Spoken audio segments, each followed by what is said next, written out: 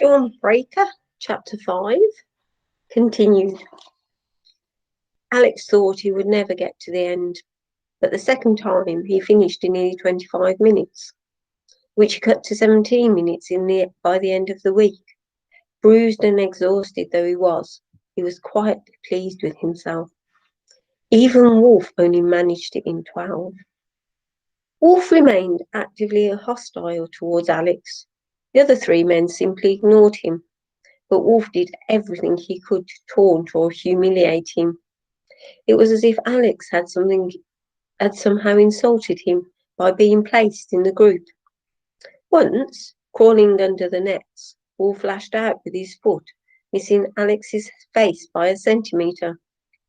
Of course, he would have said it was an accident if the boot had connected. Another time he was more successful, tripping Alex up in the mess hall and sending him flying along with his tray, cutlery, and steaming plate of stew. And every time he spoke to Alex, he used the same sneering tone of voice. Good night, 009. Don't wet the bed.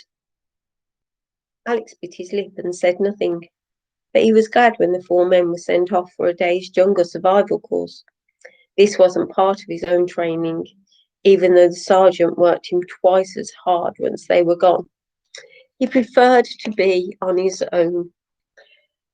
But on the 8th day, Wolf did come close to finishing him altogether. It happened in the killing house. The killing house was a fake mock-up of an embassy used to train the SAS in the art of hostage release. Alex twice watched K Unit go into the house, the first time swinging down from the roof, and had followed their progress on closed-circuit TV. All four men were armed. Alex didn't take part because someone somewhere decided he shouldn't carry a gun. Inside the killing house, mannequins had been arranged as terrorists and hostages, smashing down the doors and using stun grenades to clear the rooms with deafening multiple blasts. Wolf, Fox, Eagle, and Snake had successfully completed their mission both times. This time, Alex joined them. The killing room had been booby-trapped. They weren't told how. All 5 of them were unarmed. Their job was to simply get from one end of the house to the other without being killed. They almost made it. In the first room, made up to look like a huge dining room, they found the pressure pads under the carpet and the infrared beams across the doors. For Alex, it was an eerie experience, tiptoeing behind the other 4 men, watching as they dismantled the 2 devices, using cigarette smoke to expose the otherwise invisible beams. It was strange to be afraid of everything and yet see nothing. In the hallway, there was a motion detector which would have activated a machine gun. Alex assumed it was loaded with blanks. Behind a Japanese screen, the 3rd room was empty. The 4th was a living room with the exit, a set of French windows on either side. There was a tripwire, barely thicker than a human hair, running from the entire width of the room, and the French windows were alarmed. While Snake dealt with the alarm, Fox and Eagle prepared to neutralise the tripwire, unclipping an electronic circuit board and a variety of tools from their belts. Wolf stopped them. Leave it, we're out of here. At that same moment, Snake signalled. He had deactivated the alarm. The French windows were open. Snake was the first out, then Fox and Eagle. Alex would have been the last to leave the room, but just as he reached the exit, he found Wolf blocking his way. Tough luck, 009, Wolf said. His voice was soft, almost kind. The next thing Alex knew, the heel of Wolf's palm had rammed into his chest, pushing him back with astonishing force. Taken by surprise, he lost his balance and fell, remembered the tripwire and tried to twist his body to avoid it, but it was hopeless. His flailing left hand caught the wire. He actually felt it against his wrist. He hit the floor, pulling the wire with him. And then the HRT stun grenade had been used frequently by the SAS. It's a small device filled with a mixture of magnesium powder and mercury fulminate.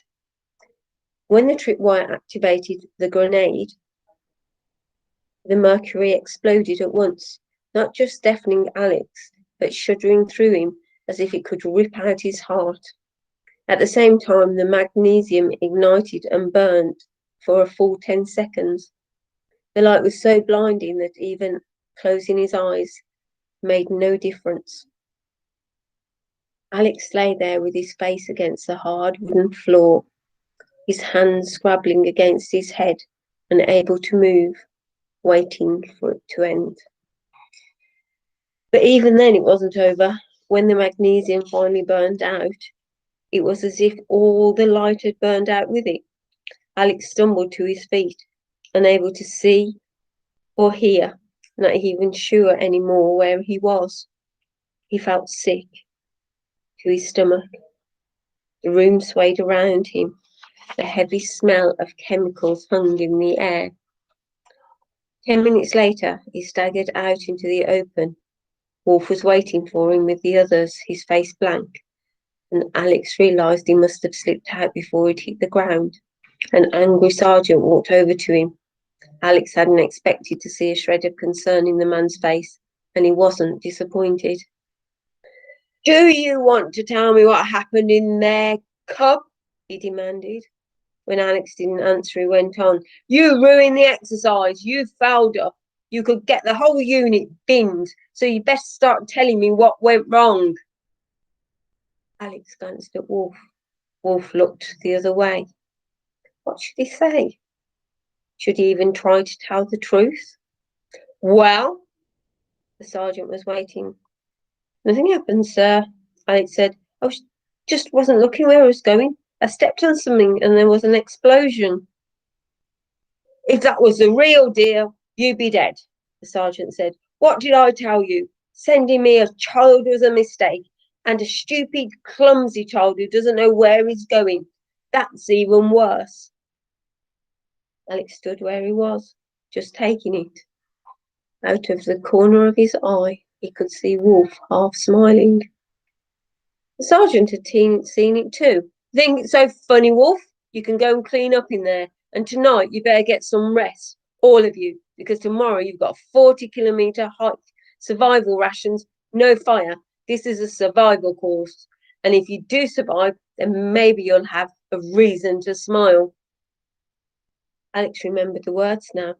Exactly 24 hours later, he had spent the last 11 of them on his feet, following the trail the sergeant had set out for him on the map. The exercise had begun at 6 o'clock in the morning, after a grey-lit breakfast of sausage and beans. Wolf and the others had disappeared into the distance ahead of him a long time ago, even though they had been given 25-kilogram rucksacks to carry. They'd also been given only 8 hours to complete the course. Allowing for his age, Alex had been given 12. He rounded a corner, his feet scrunching on the gravel. There was someone standing ahead of him. It was the sergeant. He had just lit a cigarette, and Alex watched him slide the matches back into his pocket. Seeing him there brought back the shame and the anger of the day before, and at the same time sapped the last of his strength. Suddenly, Alex had had enough of Blunt, Mrs. Jones, Wolf, the whole stupid thing.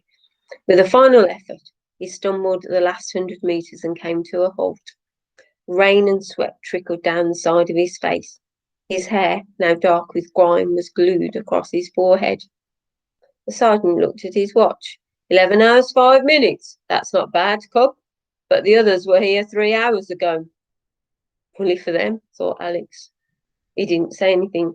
Anyway, you should just make it up the last RV. The sergeant went on. It's up there. He pointed to a wall. Not a sloping wall, a sheer one. A solid rock rising 50 metres up without a handhold or a foothold inside. Even looking at it, Alex felt his stomach shrink. Ian Ryder had taken him climbing in Scotland, in France, all over Europe, but he had never attempted anything as difficult as this. Not on his own, not when he was so tired. I can't, he said. In the end, the two words came out easily. I didn't hear that, the sergeant said. I said, I can't. I can't do it, sir. Can't isn't a word we use around here. I don't care. I've had enough. I've just had. Alex's voice cracked. He didn't trust himself to go on. He stood there cold and empty, waiting for the axe to fall. But it didn't. The sergeant gazed at him for a long minute. He nodded his head slowly. Listen to me, cub, he said. I know what happened in the killing house. Alex glanced up. Wolf forgot the cold closed circuit TV. We've got it all on film. Then why? Alex began. Did you make a complaint about him, cub? No, sir. Do you want to make a complaint against him, cub? A pause. Then, no, sir. Good. The sergeant pointed at the rock face, suggesting the path with his finger. It's not as difficult as it looks, he said, and they're waiting for you just over the top. You've got a nice cold dinner, survival rations. You don't want to miss that. Alex took a deep breath and started forward. As he passed the sergeant, he stumbled and put out a hand to steady himself, brushing against him. Sorry, sir, he said. It took him 20 minutes to reach the top, and sure enough, K Unit was already there, crouching around 3 small tents that must have been pitched earlier in the afternoon. 2 for 2 men sharing one, the smallest for Alex. Snake, a thin, fair-haired man who spoke with a Scottish accent, looked up at Alex. He had a tin of cold stew in one hand and a teaspoon in the other. I didn't think you'd make it, he said. Alex couldn't help but notice a certain warmth in the man's voice, and for the first time he hadn't called him 00 nothing. Nor did I, Alex said. Wolf was squatting over what he hoped would become a campfire, trying to get it started with 2 flints, while Fox and Eagle watched. It was getting nowhere. The stones only produced the smallest of sparks, and the scraps of newspaper and leaves that he had collected were already far too wet. Wolf struck at the stones again and again. The others watched, their faces glum. Alex held out the box of matches that he had pickpocketed from the sergeant when he had pretended to stumble at the foot of the rock face. These might help, he said. He threw the matches down, then went into his tent. You enjoyed that chapter. It is exciting, isn't it? I'm so relieved that the closed circuit TV actually caught what happened to him in the killing house. And I hope one day Wolf gets his comeuppance, but we'll wait and see. Anyway, chapter 6, Toys Aren't Us, next time.